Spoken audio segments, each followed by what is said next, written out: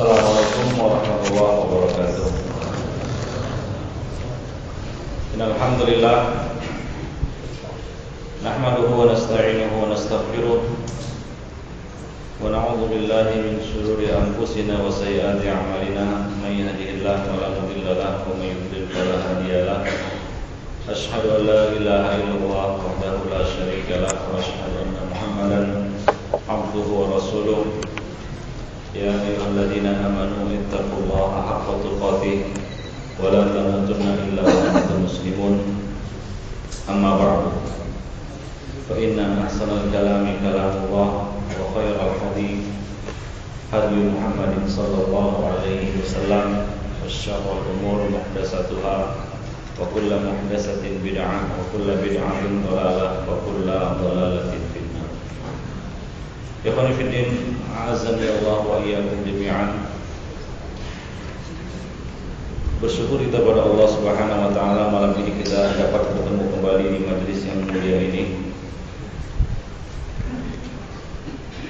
Mudah-mudahan Allah Subhanahu wa taala memberikan kepada kita ilmu yang bermanfaat dan amal yang saleh hingga kita bisa meraih surganya. Salawat dan salam ikhwan fillah tidak bosan-bosannya kita limpahkan untuk Nabi kita Muhammad sallallahu alaihi wasallam. Demikian juga kepada ahli bait beliau, sahabat-sahabat beliau, dan semua orang yang mengikuti beliau sampai hari kemudian kelak. Ikhwan fillah, pada malam ini kita akan membahas satu perkara yang berkaitan dengan ilmu hadis. Ilmu hadis adalah ilmu yang hanya dimiliki oleh kaum muslimin. Ilmu ini merupakan keistimewaan bagi kaum muslimin. Allah Subhanahu wa taala meninggikan umat ini dengan ilmu hadis. Allah Subhanahu wa taala menjaga sabda-sabda nabinya dengan ilmu hadis. Ilmu hadis merupakan ilmu yang paling mulia, bahkan paling utama. Sebab hadis adalah sabda Rasulullah sallallahu alaihi wasallam, dan Rasulullah sallallahu alaihi wasallam adalah hamba yang paling mulia. Beliau telah diberi jawami'ul kalim, yaitu kata-kata yang ringkas tapi padat maknanya. Ucapan yang paling mulia sesudah kalamullah adalah sabda Rasulnya. Maka dari itu di setiap kesempatan Rasulullah sallallahu alaihi wasallam selalu mengingatkan kaidah ini di dalam khutbah-khutbah beliau. Fa inna afdhalal hadisi kitabullah wa khairal hadi hadi Muhammadin sallallahu alaihi wasallam. Seutama-utama perkataan adalah kitabullah, kalamullah, dan sebaik-baik petunjuk adalah petunjuk Rasulullah sallallahu alaihi wasallam. Dan pada malam ini kita akan berbicara sedikit tentang ilmu hadis, keutamaannya, keagungannya, dan kedudukannya di tengah-tengah kaum muslimin di Indonesia. Para ulama mengatakan dalam satu penukilan dari mereka bahwa motivasi dan dorongan yang paling kuat bagi mereka untuk mendapatkan ilmu hadis ini adalah sabda Nabi sallallahu alaihi wasallam, yaitu perkataan Rasulullah sallallahu alaihi wasallam bersabda, atau perkataan haddatsana Nabi sallallahu alaihi wasallam. Ini adalah satu perkataan yang sangat berharga bagi mereka. Bahkan untuk itu mereka rela untuk mengarungi lautan, menempuh perjalanan yang panjang demi mendapatkan haddatsana Rasulullah sallallahu alaihi wasallam. Itulah yang memotivasi mereka untuk merantau jauh dari kampung halaman mereka, mengorbankan seluruh harta mereka, berusaha payah untuk mendapatkan riwayat-riwayat dari Rasulullah sallallahu alaihi wasallam. Dan dengan itu pula umat ini meraih keutamaannya yang benefitik. Dengan itu pula umat ini meraih keutamaannya. Dan dengan itu pula umat ini dapat menjaga sabda-sabda nabinya. dari segala macam bentuk pemalsuan dan kedustaan terhadap nabinya Muhammad sallallahu alaihi wasallam. Al-Khatib Al-Baghdadi di dalam kitabnya Syaraf Ashabul Hadis mengatakan, ia meriwayatkan dari Al-Imam Sufyan Ats-Tsauri, bahwa Sufyan berkata, saya tidak mengetahui di muka bumi ini ada amalan yang lebih utama daripada mempelajari ilmu hadis, yaitu bagi siapa saja yang mengharapkan wajah Allah Subhanahu wa taala dalam mempelajarinya. Lalu ia meriwayatkan dari Imam Waqi' Ibn Jarrah yang mengatakan tidak ada ibadah kepada Allah Subhanahu wa taala yang lebih utama daripada belajar hadis. Tidak ada ibadah yang lebih utama daripada ataupun selain mempelajari ilmu hadis. Dan Al-Imam Syafi'i juga telah mengatakan menuntut ilmu lebih baik daripada salat nafilah.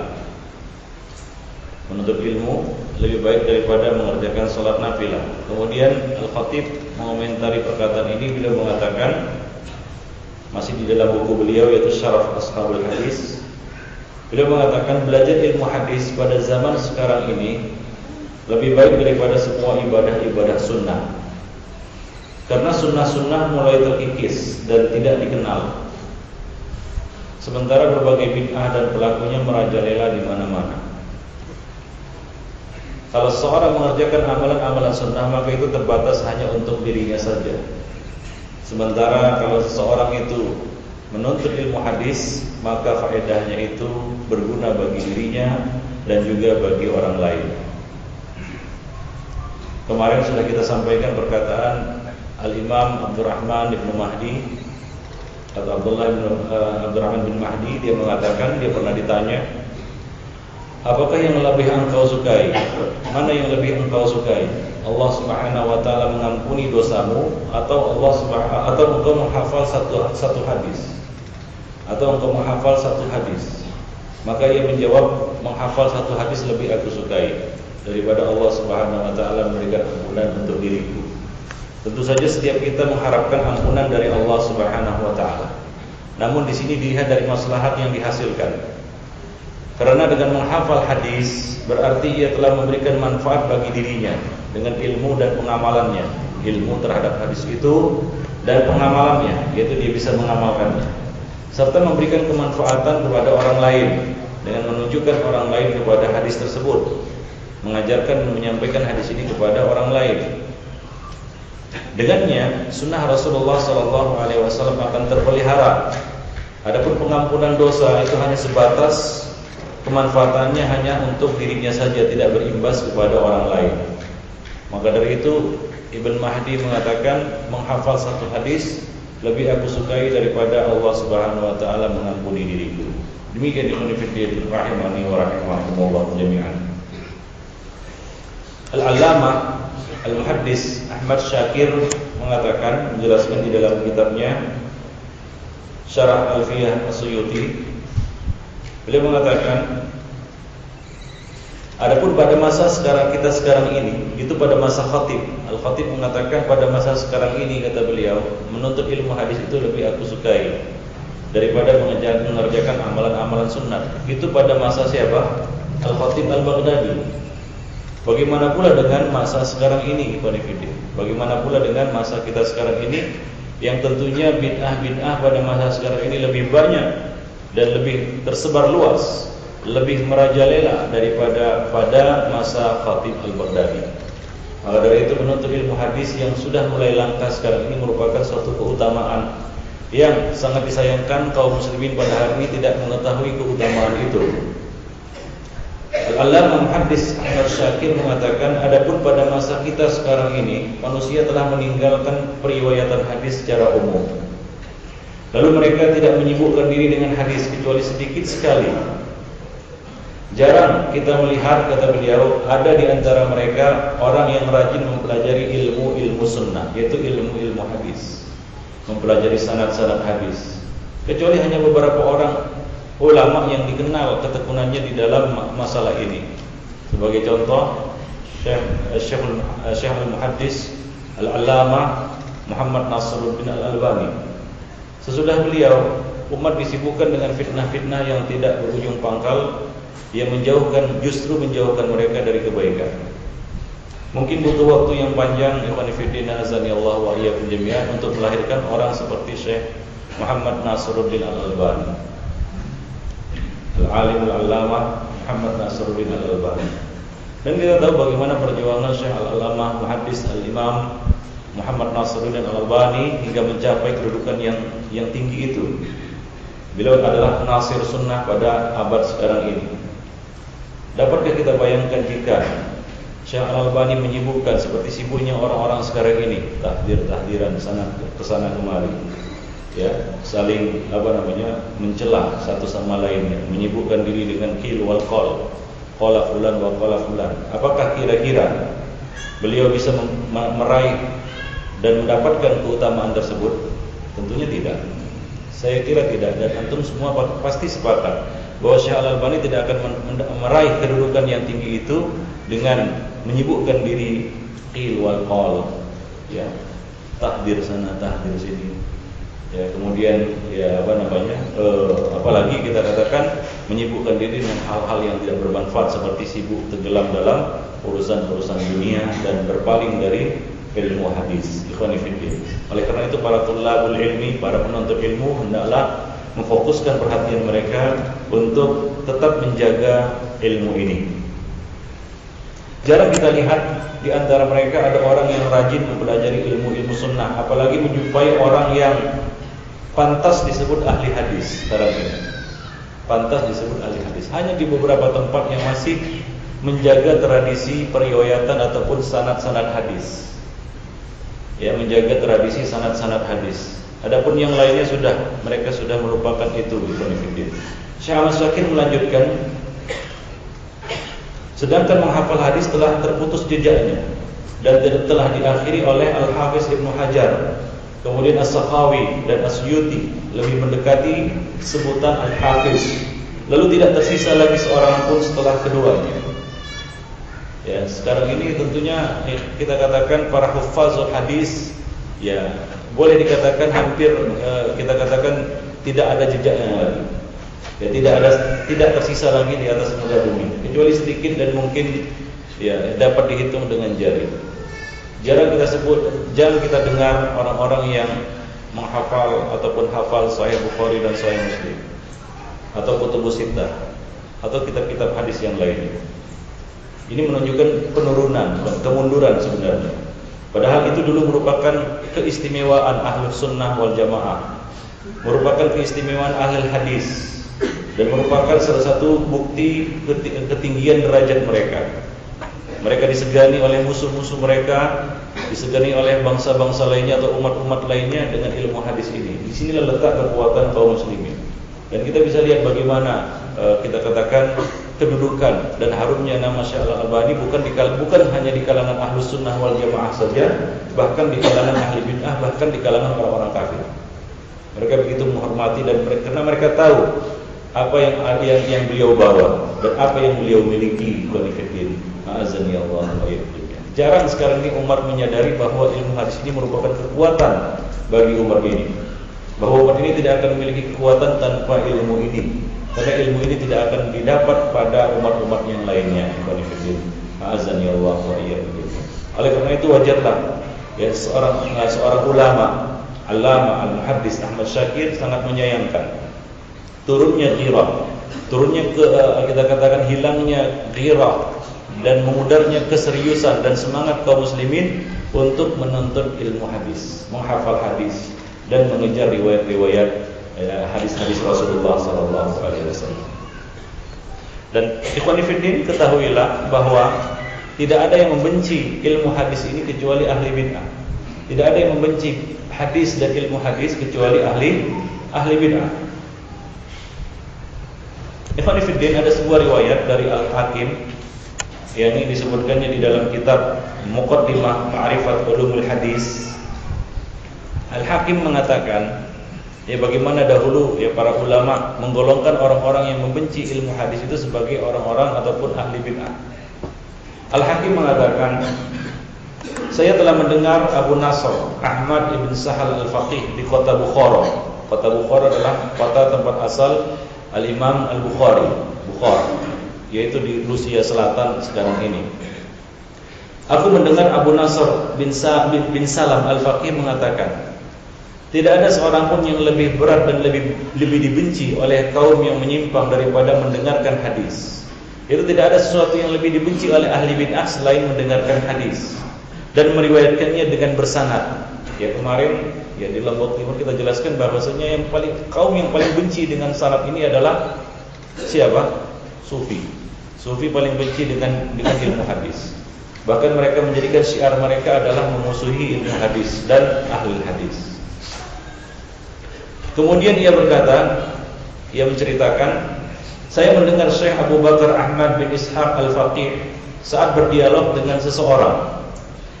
Ia mengatakan, yaitu Syekh mengatakan, fulan telah menceritakan kepada kami, yaitu haddatsana fulan. Ia berkata kepada orang itu, ia sedang berdialog dengan seseorang, maka ia berkata di dalam dialognya itu, qala haddatsana fulan. Ini merupakan kebiasaan dan simak ciri ahli hadis, yaitu mereka menyampaikan riwayat. Qala haddatsana fulan. Maka apa reaksi dari orang itu? Orang itu berkata kepadanya, buang saja haddatsana fulan, buang saja kata-kata haddatsana. Ya. Sampai kapan kita mengucapkan haddatsana? Untuk apa lagi zaman sekarang ini kita pakai haddatsana, meriwayatkan hadis? Itu kan ilmu yang sudah usang. Ya seperti anggapan sebagian orang sekarang ini yang menyampingkan ya periwayatan hadis dan menganggap tradisi itu tidak perlu. Ya kita katakan tradisi itu masih perlu. Walaupun kita katakan sanad hadis sekarang ini tidaklah begitu menentukan kesahihan hadis, akan tetapi tradisi ini perlu dipelihara oleh kaum muslimin. Mungkin hanya beberapa tempat yang masih memelihara periwayatan hadis, periwayatan sanad-sanad hadis, sampai kepada misalnya Syekh Waliullah Ad-Dahlawi, atau sampai kepada Ibnu Hajar Al-Asqalani atau Asy-Syaukani, lalu Asy-Syaukani sampai riwayatnya kepada Ibnu Hajar Al-Asqalani, kemudian Ibnu Hajar Al-Asqalani sampai riwayatnya kepada Al-Imam Al-Bukhari, kemudian Imam Bukhari punya riwayat sampai kepada Rasulullah sallallahu alaihi wasallam. Mungkin hal ini menjadi langka dan barang langka sekarang ini di tengah-tengah kaum muslimin. Bahkan kalau ditanya kebanyakan para penuntut ilmu, mereka sama sekali tidak punya sanad. Ya, sanad periwayatan hadis. Nah, seolah-olah ilmu ini sudah hilang ditelan bumi. Maka orang tadi mengatakan buang saja kata-kata haddatsana. Sampai kapan kita mengucapkan haddatsana? Maka mendengar hal itu Syekh mengatakan kepadanya, berkata kepadanya, "Qum ya kafir. Kamu tidak halal masuk ke rumahku.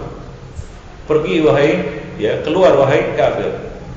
Kamu tidak layak atau tidak halal masuk rumahku setelah ini, sesudah ini." Itu dia usir orang itu keluar dari rumahnya.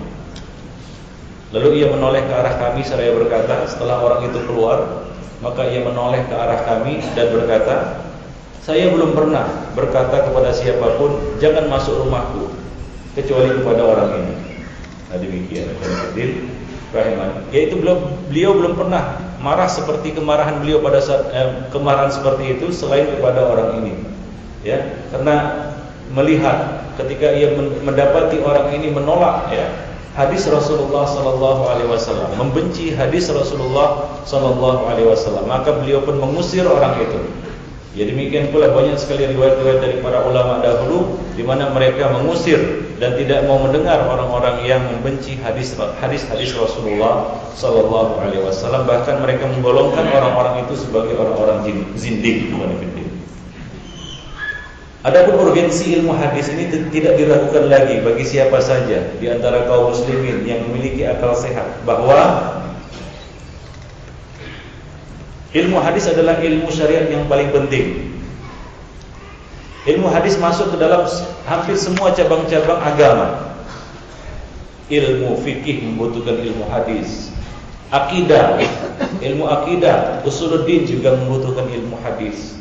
Ilmu tafsir apalagi membutuhkan ilmu hadis. Sirah membutuhkan ilmu hadis. Semua cabang-cabang agama itu membutuhkan ilmu hadis. Maka Ibnul Jauzi mengatakan dalam satu riwayat yang meriwayatkan dari Al Hasan Ibnu Thawab, dia mengatakan Ahmad Ibn Hanbal berkata kepadaku,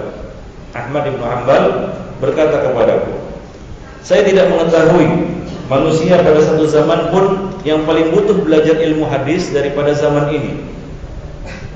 Maka Al-Hasan bin Thawab berkata atau bertanya, kenapa demikian?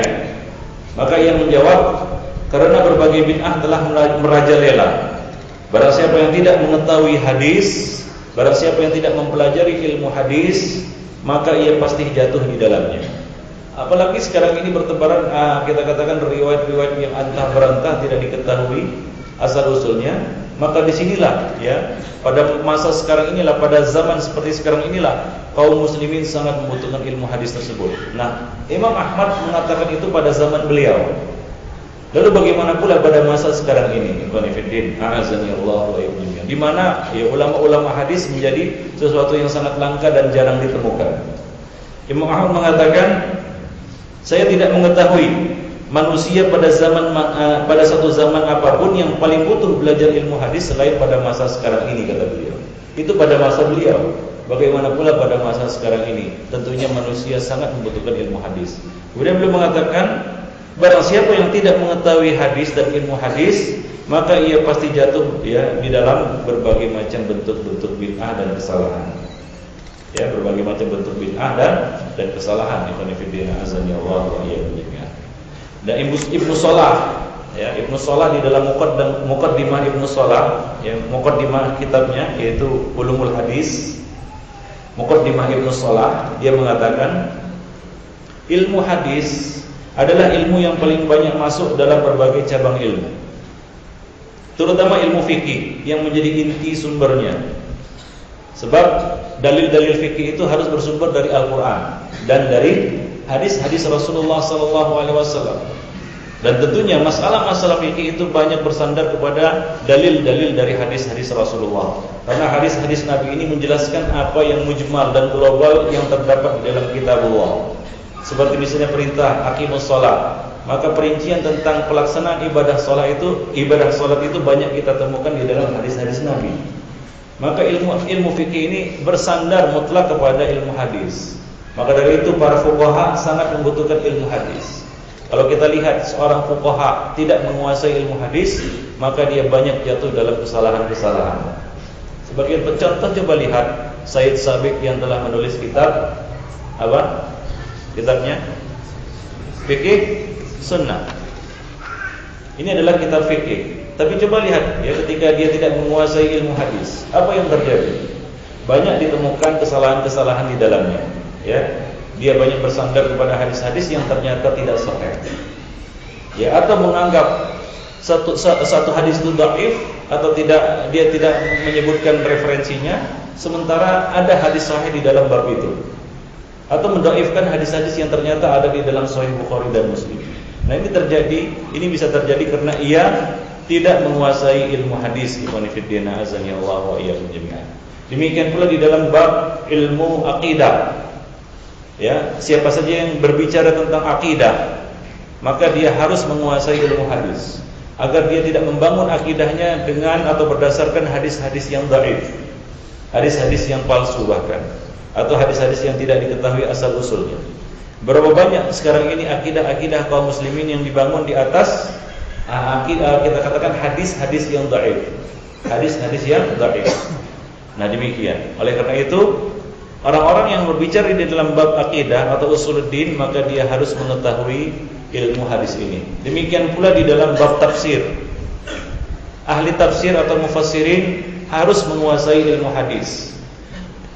Syekhul Islam Ibnu Taimiyah mengatakan, dalam kitab-kitab tafsir banyak sekali hadis-hadis maudhu', khususnya di dalam bab tafsir. Buku-buku tafsir yang beredar di kalangan kaum muslimin pada hari ini, banyak di antara buku-buku itu yang tidak bisa dipilah-pilih mana hadis dhaif dan mana hadis yang sahih. Syekhul Islam menjelaskan, dalam kitab-kitab tafsir banyak sekali hadis-hadis maudhu', seperti hadis yang diriwayatkan oleh At-Ta'labi, Al-Wahidi, Az-Zamakhsyari, ya, tentang fadilah tiap-tiap surat Al-Quran. Semua itu maudhu' berdasarkan keterangan para ulama. Demikian juga Asy-Syaukani mengatakan, dari sekian banyak kitab tafsir yang paling tidak bisa dipercaya ialah tafsir Ibnu Abbas. Tafsir Ibnu Abbas ini disebutkan kepada Ibnu Abbas. Kalau antum lihat tafsir Ibnu Abbas itu perlu diteliti lagi. Ya, apakah ada takhrijnya, apakah ada tahqiqnya atau tidak? Ya. Janganlah terpedaya seolah-olah ini adalah riwayat yang sahih dari Ibnu Abbas. Kebanyakan kata beliau, kata Asy-Syaukani, karena tafsir-tafsir yang dinisbatkan kepada Ibnu Abbas ini diriwayatkan dari jalur para pendusta. Dari jalur para pendusta. Seperti Al-Kalbi, As-Suddi, Muqatil dan lain-lain. Hal itu telah disebutkan oleh Al-Imam Suyuti dan telah disebutkan sebelumnya oleh Syekhul Islam Ibnu Taimiyah. Ya, jadi hati-hati di dalam menggunakan, ya kita katakan buku-buku tafsir, karena di sana banyak sekali bertebaran hadis-hadis yang dhaif ataupun maudhu. Dan Syekh Al-Albani mengatakan, saya memandang keharusan wajib ya untuk menundukkan semua sanad tafsir berdasarkan kritik ilmiah yang berlaku di dalam ilmu hadis. Yaitu di dalam bab tafsir juga berlaku, ya kita katakan kritik ilmiah terhadap hadis, terhadap riwayat-riwayat yang dipakai di dalamnya. Termasuk juga tafsir Ibnu Katsir. Termasuk juga di dalamnya tafsir Ibnu Katsir. Tahukah antum bahwasanya kisah Sa'labah? Tahu kisah Sa'labah? Apa itu kisah Sa'labah? Kisah Sa'labah? Tahu kisah Sa'labah? Siapa Sa'labah? Sahabat Rasulullah SAW. Ada riwayat palsu yang dinisbatkan kepadanya. Tahukah antum bahwasanya riwayat itu sebenarnya ada di dalam tafsir Ibnu Katsir dan Ibnu Katsir tidak mengomentarinya? Ibnu Katsir tidak mengomentarinya. Bahkan dikatakan ini termasuk salah satu yang disesalkan atas Ibnu Katsir. Dia menyantumkan riwayat Sa'labah ini di dalam tafsirnya dan dia tidak mengomentarinya. Dia tidak mengomentarinya dan sukutnya, diamnya Ibnu Katsir ini mengandung kerancuan. Ya, kerancuan. Tetapi ini telah dijelaskan oleh para ulama tentang kedhaifan ataupun maudhu'nya riwayat, ya lemahnya riwayat Sa'labah tadi. Nah, demikian ikhwan fillah. A'azzani Allah wa iyyakum jami'an. Nah, Syalbani mengatakan, menurut saya, ya harus mendudukkan setiap hadis-hadis yang dipakai di dalam ilmu tafsir itu menurut kritik ilmiah di dalam ilmu hadis. Dengan cara itu kita dapat membersihkan banyak hadis-hadis dhaif. Ya, banyak hadis-hadis palsu dan maudhu' di dalam bab ilmu hadis ini, di dalam bab tafsir ini.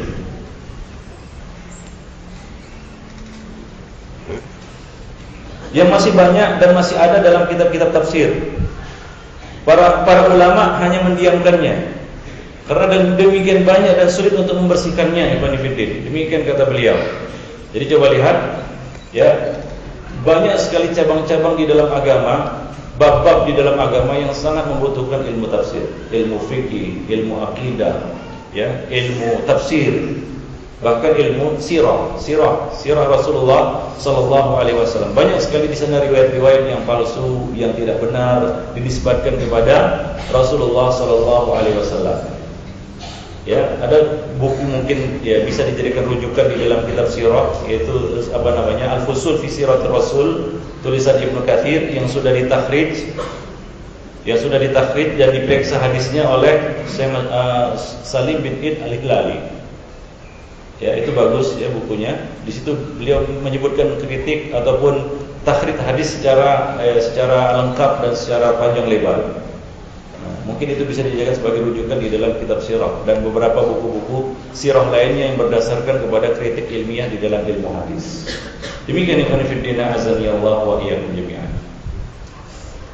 Demikian juga para penceramah, ya ahli zuhud dan orang-orang yang menyampaikan nasihat ini juga membutuhkan ilmu hadis. Berapa banyak sekarang ini khatib-khatib yang kita lihat berkata di atas mimbar tanpa mengindahkan dan tanpa peduli ya kesahihan hadis yang disampaikannya. Misalnya seorang khatib berkata di atas mimbar, ya qala Nabi bersabda, ikhtilafu ummati rahmah. Atau menjelang bulan Ramadan ada satu hadis yang masyhur dan populer disampaikan oleh para khatib atau para penceramah. Mereka mengatakan sumu tasihhu. Berpuasalah kamu niscaya kamu sehat. Tanpa meneliti kebenaran dan kesahihan hadis yang disampaikannya dan dinisbatkannya kepada Rasulullah SAW. Maka dari itu, ikhwan fillah, para penceramah, orang-orang yang ingin mencapai kezuhudan, ya mereka juga memerlukan ilmu hadis ini, ikhwan fillah. Nah, di sana ada contoh yang buruk mungkin dijadikan sebagai pelajaran bagi kita, yaitu sebagian ulama jatuh dalam kesalahan yang fatal karena tidak memperhatikan ilmu hadis, tidak mengindahkan ilmu hadis. Sebagai contoh adalah ulama terkenal, yaitu Imam Abu Hamid Al-Ghazali.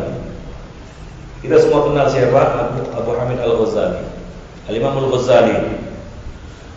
Ia memiliki ilmu yang sangat luas, namun dia tidak memiliki perhatian yang besar terhadap ilmu hadis. Bahkan ya pengetahuannya tentang ilmu hadis tergolong minim.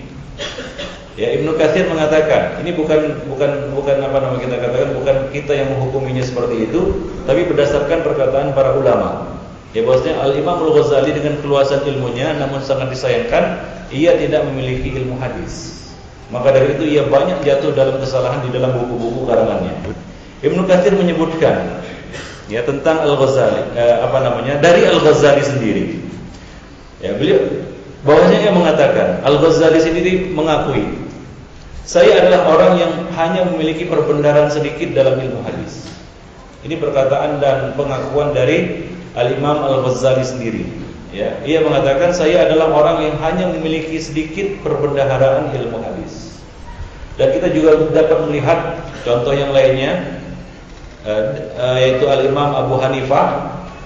Bagaimana pendapat-pendapat Abu Hanifah itu banyak menyelisih hadis-hadis Nabi, pendapat-pendapat beliau yang kita katakan bertentangan dengan sunnah Rasulullah SAW. Itu disebabkan salah satu penyebabnya adalah ia hanya menghafal lebih kurang 100-an hadis saja. Dapat kita bandingkan dengan ya Al-Imam Ahmad yang menghafal 1.000.000 hadis. Ya tentunya kita lihat banyak ya pendapat-pendapat di dalam mazhab Abu Hanifah atau mazhab Hanafi yang bertentangan dengan sunnah Rasulullah SAW. Hingga dikatakan bahwa mazhab para ulama yang paling mendekati al-haq adalah mazhab Al-Imam Ahmad Ibn Hanbal. Walaupun kita katakan tidak mutlak, tidak semua yang ada di dalam mazhab Imam Ahmad itu benar, tapi dia lebih mendekati karena ia lebih menguasai ilmu hadis. As-Subuki mengatakan, Al-Ghazali sudah diketahui bahwa ia tidak memiliki pengetahuan yang luas tentang ilmu hadis. Karena itu, kita bisa dapati dalam kitab-kitabnya, terutama kitab Ihya Ulumuddin, ya, Ihya Ulumuddin, banyak dipenuhi dengan hadis-hadis yang dhaif. Bahkan hadis-hadis yang tidak ada asal usulnya dan maudhu'. As-Subki dalam kitab At-Tabaqat Asy-Syafi'iyah ketika bercerita tentang biografi Al-Imam Al-Ghazali menyebutkan, ya, ia mengatakan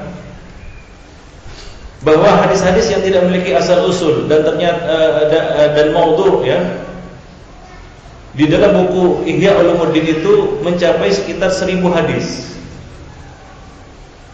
1.000 hadis di dalam buku Ihya Ulumuddin itu yang tidak ada asal usulnya atau maudhu'. 1.000 hadis dalam satu buku Ihya Ulumuddin itu yang kecil itu. 1.000 hadis enggak ada asal usulnya dan maudhu'. Demikian. Ini disebabkan jauhnya dia dari apa? Dari ilmu hadis. Dan contohnya lagi buku yang ditenteng kemana-mana oleh jemaah tabligh, yaitu apa? Fadhail Amal. Dipenuhi dengan hadis. Dan ternyata setelah dikeluarkan dan hanya disebutkan hadis-hadis yang sahih saja, yang jelas saja, maka bukunya sangat kecil sekali. Hanya sekitar beberapa hadis saja, beberapa ratus hadis saja dibandingkan dengan buku aslinya yang tebal. Karena ada sebagian orang yang berusaha untuk mengeluarkan hadis-hadis dhaif dari buku tersebut dan maudhu'. Ternyata apa? Ya, ternyata hadis yang sahih hanya sedikit saja. Di dalam Ihya Ulumuddin, begitu tebalnya buku Ihya Ulumuddin dan banyaknya riwayat-riwayat yang ada di dalamnya, ternyata di dalamnya terdapat 1.000 hadis yang dhaif dan lemah. Ikhwan fillah, azani Allah wa iyyakum. Oleh karena itu Syekhul Islam Ibnu Taimiyah mengatakan pembahasan ya dalam kitab Ihya banyak yang bagus, kata beliau. Ini persaksian dari Ibnu Taimiyah. Memang banyak bab-bab, judul-judul di dalam kitab Ihya Ulumuddin itu yang bagus, bermanfaat. Namun sayang, kata beliau, tapi berisikan unsur-unsur yang rusak seperti filsafat, ilmu kalam, sufisme yang berlebihan, dan hadis-hadis maudhu. Demikian juga Al-Imam Adz-Dzahabi mengatakan, adapun kitab Ihya maka banyak berisi hadis batil. Ya, banyak berisi hadis batil. Namun di dalamnya terdapat faedah-faedah. Seandainya tidak terkotori dengan apa? Dengan hadis-hadis yang batil ini. Demikian ikhwan fillah rahimani wa rahimakumullah jami'an. Contoh yang lain adalah Al-Imam Al-Haramain Abul Ma'ali Al-Juwaini. Ulama ini atau imam ini juga memiliki pengetahuan yang luas di dalam berbagai cabang ilmu, kecuali ilmu hadis. Maka dari itu ia banyak jatuh dalam kesalahan-kesalahan disebabkan jauhnya dia dari ilmu hadis. Al-Imam As-Sam'ani mengatakan ia memiliki sedikit riwayat hadis, lagi berpaling dari ilmu hadis. Yaqut Al-Hamawi mengatakan ia sedikit meriwayatkan hadis, lagi berpaling dari ilmu hadis. Maka dari itu ia banyak melakukan kesalahan-kesalahan dan bangun kaedah-kaedahnya di atas dalil-dalil dan riwayat-riwayat yang tidak sahih. Contohnya di dalam bab qiyas, dia menetapkan qiyas berdasarkan suatu riwayat yang tidak sahih dari Mu'adz bin Jabal radhiyallahu anhu. Demikian Ibnu Fiddin rahimani wa rahimakumullah. Jadi itulah dia beberapa contoh di mana apabila kaum muslimin atau seorang alim berpaling dari ilmu hadis, maka ia akan jatuh dalam banyak kesalahan, ya. Dan semua cabang-cabang ilmu agama itu sangat membutuhkan ilmu hadis. Dan ilmu hadis ini ikhwani fillah azanillahu wa iyyakum jami'an bukan hanya sekedar maklumat. Ingat, belajar ilmu hadis, menjadi seorang penuntut ilmu hadis, talibul hadis, bukan hanya sekedar mengumpulkan maklumat yang ada di dalam ilmu ini. Namun ilmu hadis ini memberikan bekas, memberikan athar, membentuk kepribadian orang-orang yang mempelajarinya. Bagaimana mungkin kita mempelajari ilmu hadis, kita mengatakan Nabi bersabda, qala haddatsana fulan dan fulan dan fulan. Nabi bersabda, sementara kita misalnya merokok, kan begitu ya. Qala Rasulullah sallallahu alaihi wasallam, la darara wa la dirar, jadi yang merokok. Ya. Atau dia mencukur jenggotnya lalu dia menyampaikan qala Rasulullah sallallahu alaihi wasallam wa'ful liha wa qusus syawarib, sementara apa? Jenggotnya klimis. Tidak mungkin. Jadi ilmu hadis itu membentuk kepribadian. Tidak mungkin seorang kita katakan talibul hadis menyampaikan sabda Rasulullah sallallahu alaihi wasallam, ya, ma'as bala minal ka'baini fa finnar. Dia menyampaikan hadis Nabi, mempelajari hadis Nabi, sementara apa? Celananya isbar. Jadi ilmu hadis itu membentuk kepribadian orang yang mempelajarinya. Demikian. Oleh karena itu kita lihat talibul hadis adalah orang yang paling dekat dengan sunnah Rasulullah sallallahu alaihi wasallam. Berbeda dengan yang lainnya. Ya, kita lihat mungkin ada seorang alim di dalam ilmu lughah, nahwu, luar biasa. Tapi kita lihat halik, ya, kemudian tidak iltizam dengan sunnah, ya, jauh dari sunnah Rasulullah sallallahu alaihi wasallam.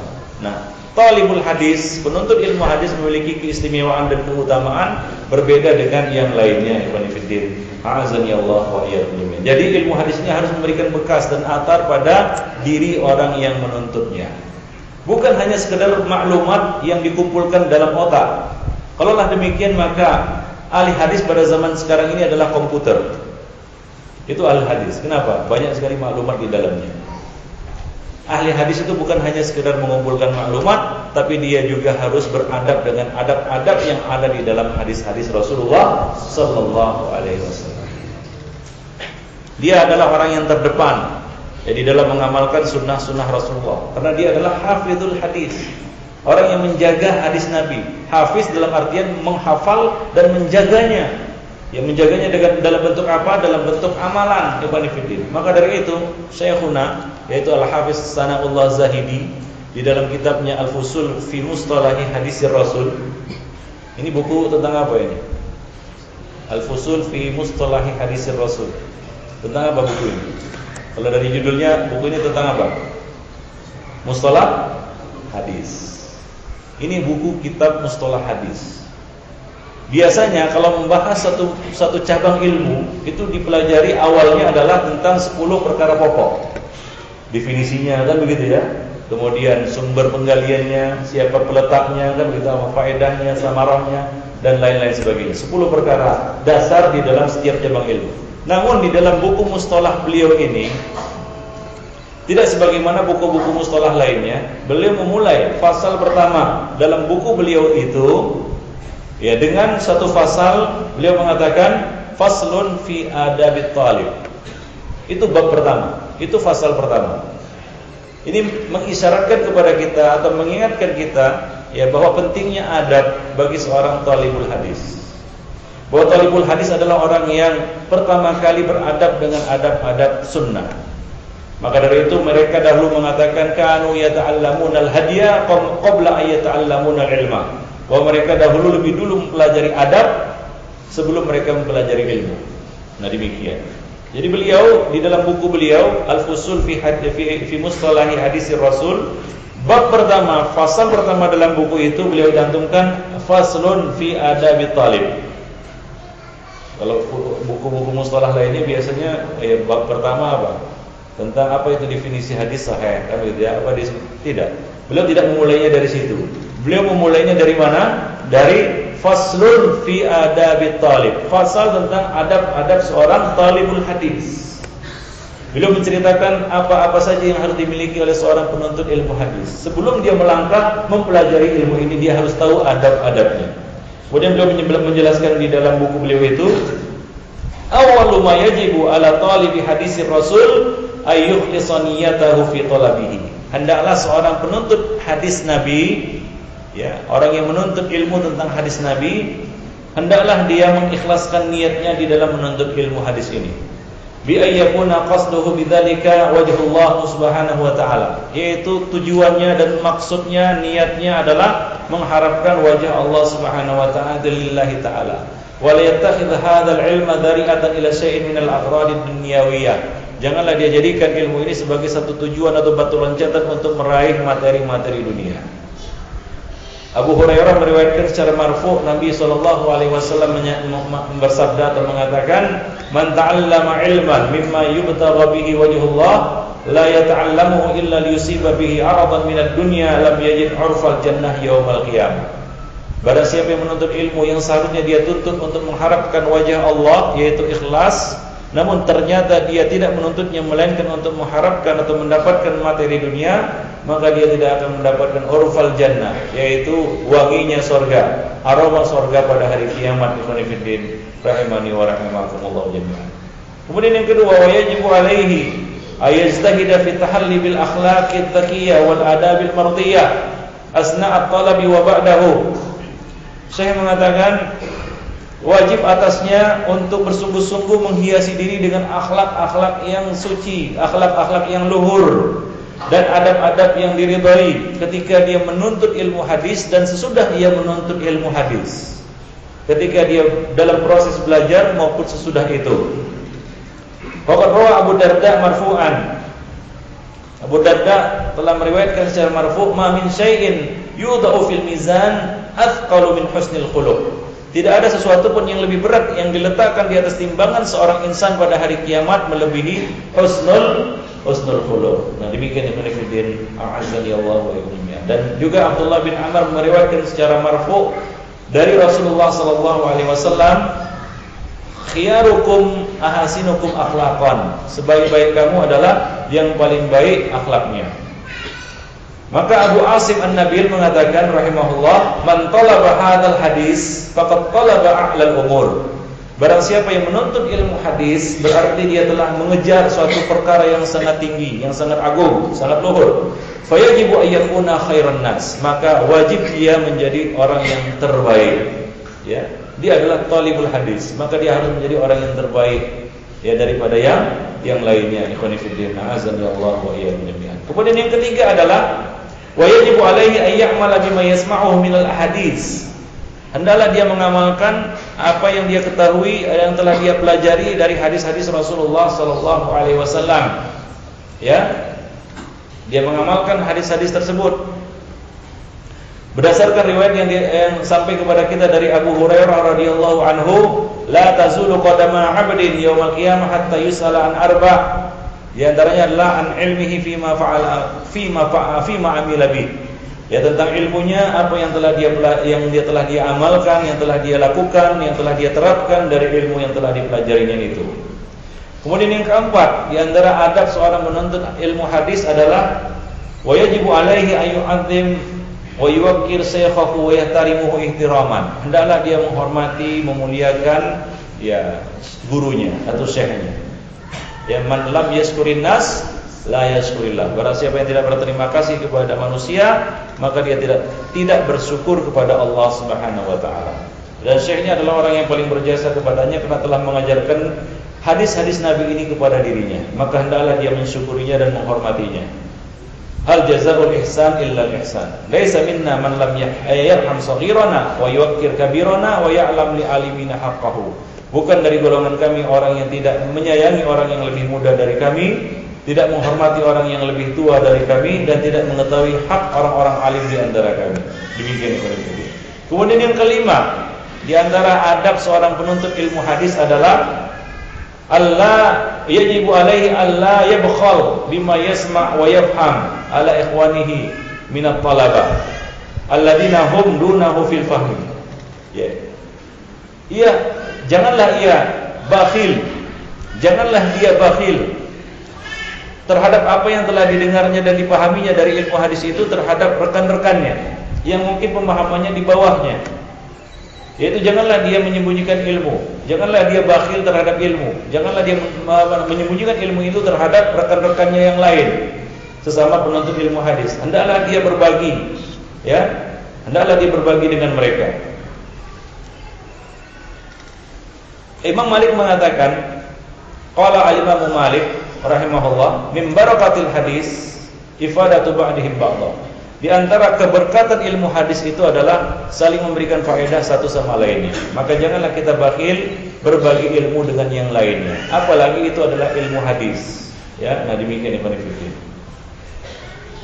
Dan dalam satu riwayat, waqad fata ba'du talabah kitabata syai'in min hadisin.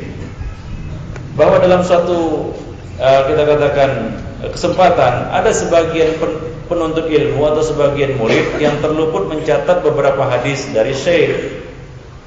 Faqala lahu syekh, maka syekh berkata, yaitu syekhnya di sini adalah Ishaq bin Rahuyah atau Rahawai. Syekh mengatakan, atau Ishaq bin Rahuyah mengatakan, ansih ma fataka min kutubit talabah. Coba salin hadis tersebut dari buku catatan murid-murid yang lainnya. Faqala talib, maka ada yang mengatakan, innahum la yumakkinunani, mereka tidak memberikan catatan mereka kepada kami. Ya, mereka tidak mau memberikan catatan mereka kepada kami. Maka Syekh mengatakan, idzan wallahi la yuflihun. Kalau begitu, mereka tidak akan sukses selama-lamanya. Mereka tidak akan beruntung dan mereka tidak akan berhasil. Ya, nah demikian. Jadi hendaklah kita berbagi, menyampaikan. Liyuballighus syahidu minkumul ghaib. Hendaklah orang yang hadir menyampaikan kepada orang yang tidak hadir. Kita masih ingat bagaimana berbaginya Umar bin Khattab dengan salah seorang saudaranya dari kalangan Ansar, di mana mereka bergantian datang ke majelis Nabi. Kalau hari ini Umar datang, maka saudaranya itu di rumah. Nah, ketika Umar kembali, maka dia mengajarkan apa yang dia dengar dari Rasulullah SAW. Nah, demikian ya sebaliknya. Baik, mereka berbagi di dalam ilmu. Maka hendaklah kita menjadi orang yang menunaikan zakat ilmu, yaitu dengan menyampaikannya, dengan berbagi kepada yang lain. Nah, demikian yang paling penting. Nah, kemudian yang keenam adalah wa yanbaghi li talibil hadis atau li talibil ilm alla yamna'uhul haya awil kibr. Janganlah seorang penuntut ilmu, ya, khususnya penuntut ilmu hadis, terhalang dari ilmu ini karena rasa malu dan kibr. Rasa malu dan rasa sombong. Karena ilmu itu tidak akan bisa diraih dengan kesombongan dan rasa malu yang berlebihan. Al-Imam Mujahid mengatakan la yatlubul ilm al-mustahyi wa mustakbir. Tidak akan bisa menuntut ilmu orang yang malu-malu dan orang yang sombong. Azani Allah wa iyyakum jami'an. Jadi janganlah kita bersikap sombong. Ya, jauhilah sikap sombong dan jauhilah juga sifat terlalu malu. Ya, karena malu yang tercela adalah malu yang menghalangi kita dari kebaikan. Ya, dan malu yang baik adalah malu yang mencegah kita dari keburukan dan akhlak-akhlak yang tercela. Itulah malu yang baik, malu yang positif. Malu yang negatif adalah malu yang justru menghalangi kita dari kebaikan. Nah, itulah dia beberapa adab yang mesti diperhatikan oleh seorang penuntut ilmu hadis. Jadi dari situ dapat kita ketahui bahwa ilmu hadis ini kita katakan memberikan ya kepribadian yang baik bagi penuntutnya. Ya, memberikan kepribadian yang baik bagi penuntutnya, berbekas pada diri mereka, bukan hanya sekedar maklumat yang mereka hafal dan mereka simpan di dalam otak mereka, tapi menjadi sebuah kepribadian. Ya, menjadi sebuah apa? Kepribadian seorang penuntut ilmu hadis. Maka dari itu tidak berlebihan jika dikatakan bahwa ahli hadis adalah manusia yang paling dahulu masuk surga pada hari kiamat. Ahli hadis adalah manusia yang paling dahulu masuk surga pada hari kiamat. Ibnu Hibban mengatakan, saya mengharap golongan yang membela Nabi dari kedustaan yang dialamatkan kepada beliau sebagai rombongan pertama yang masuk surga bersama Rasulullah sallallahu alaihi wasallam. Karena surga diharamkan dimasuki para nabi sebelum nabi kita, dan demikian pula dilarang dimasuki umat-umat lain sebelum umatnya. Maka sudah sepatutnya yang paling dekat dengan Rasulullah dari umat ini adalah orang yang membelanya dari kedustaan ketika di dunia. Kita memohon kepada Allah agar memperoleh derajat itu. Sesungguhnya dia benar-benar melakukan segala yang dikehendakinya. Demikian ikhwan fillah azani Allah. Jadi seorang penuntut ilmu hadis, ya, ahli hadis adalah orang yang paling dekat nasabnya dengan Rasulullah. Mereka lah yang berhak untuk mendapatkan warisan Nabi sallallahu alaihi wasallam. Ya, dan Nabi tidak mewariskan apa? Dinar dan dirham. Nabi tidak mewariskan harta kepada kita, tapi Nabi mewariskan ilmu. Dan ilmu yang diwariskan dari Nabi sallallahu alaihi wasallam itu adalah hadis-hadis beliau, sabda-sabda beliau. Itulah ilmu. Qala haddatsana. Itu yang diwariskan oleh Nabi sallallahu alaihi wasallam kepada kita. Itulah yang diwariskan oleh Nabi kepada kita. Nah, orang yang mengambil ini adalah orang yang paling berhak mendapatkan warisan Nabi. Faman akhadahu akhadha bihadin wafir. Barang siapa yang mengambil warisan ini, maka dialah yang telah mengambil bagian yang cukup. Dan siapakah yang mengambil warisan ini? Mereka adalah ahli hadis. Dan mereka lah yang paling dekat nasabnya dengan Nabi sallallahu alaihi wasallam, walaupun mereka tidak punya hubungan darah dengan beliau. Walaupun mereka tidak punya hubungan darah dengan beliau, walaupun mereka bukan ahli bait beliau, tapi mereka adalah orang yang paling dekat nasabnya dengan Nabi sallallahu alaihi wasallam, dan diharapkan mereka adalah orang-orang yang pertama kali masuk surga setelah beliau. Saya tanya, ada satu hadis yang ini mungkin bisa dijadikan dalil atas pernyataan para ulama bahwa al-hadis adalah manusia yang paling berhak untuk masuk surga lebih dulu pada hari kiamat nanti. Apa dalilnya? Adzan dulu. Baik, kita lanjutkan. Apa kira-kira hadis yang menunjukkan keutamaan al-hadis dan menunjukkan kedekatan mereka dengan Nabi, dan bahwasanya mereka adalah orang yang paling berhak, ya, terhadap Nabi daripada yang lainnya. Hadis ini sudah kita sampaikan kemarin waktu khutbah Jumat, bahwa Nabi mengatakan ra'aitu rajulan yataqallabu fil jannati fi syajaratin qata'aha min dhahri tariq yu'din nas. Bahwa aku melihat seorang laki-laki mondar-mandir di dalam surga, berkeliling-keliling di dalam surga karena menyingkirkan gangguan dari jalan yang menyakiti manusia. Menyingkirkan gangguan dari jalan karena mengganggu manusia. Coba lihat al-hadis. Mereka menyingkirkan, ya, pemalsu hadis, hadis maudhu, palsu, dhaif, mereka singkirkan, dan mereka enyahkan para pemalsu hadis, wadha, kadzabun, kan begitu ya. Karena telah menyakiti Rasulullah sallallahu alaihi wasallam. Mereka lebih berhak untuk berkeliling-keliling di dalam surga, dan mereka lebih berhak untuk masuk lebih dulu ke dalam surga daripada yang lainnya. Karena mereka membela Rasulullah sallallahu alaihi wasallam. Mereka membela hadis-hadis beliau. Mereka membela, ya, kehormatan Rasulullah sallallahu alaihi wasallam. Tidak ada yang lebih berjasa atas umat ini selain ahli hadis. Ya. Melalui mereka lah Allah Subhanahu wa taala menjaga hadis-hadisnya, hadis-hadis nabinya. Melalui mereka lah kita dapat mengenal sunnah-sunnah nabinya. Mereka lah yang menyampaikan warisan itu kepada kita. Mereka lah yang telah bersusah payah menghafal hadis, kemudian meneliti hadis, menelaah hadis, hingga sampailah hadis itu kepada kita seolah-olah kita mendengarnya dari Rasulullah sallallahu alaihi wasallam. Seolah-olah kita mendengarnya dari Rasulullah sallallahu alaihi wasallam. Ketika kita membaca hadis, innamal a'malu binniyat wa innamal likulli imri'in ma nawa. Seolah-olah kalimat-kalimat itulah yang diucapkan oleh Nabi sallallahu alaihi wasallam yang didengar dahulu 15 abad yang lalu. Namun kita dapat mendengarnya sekarang seperti Nabi sallallahu alaihi wasallam mengucapkannya 15 abad yang lalu. Siapakah yang berjasa di dalam bab ini? Siapa yang berjasa di dalam hal ini? Siapa? Yaitu ahlul hadis. Jadi jasa mereka terhadap umat ini tidak bisa ya dinilai dan dihitung dengan materi konfidin. Rahimani wa rahimakumullah. Nah, demikianlah ya berkaitan dengan keutamaan ilmu hadis, ya keutamaan ahli hadis, dan wajib bagi umat ini untuk serius dan bersungguh-sungguh mempelajari ilmu hadis dan menghadapkan perhatian mereka kepada ilmu hadis. Ya, kita harapkan ya ilmu ini akan terus ya bertahan dan ya semarak ya di tengah-tengah kaum muslimin. Jangan sampai mati. Baik, itu saja mungkin yang dapat kita sampaikan pada kesempatan yang berbahagia ini.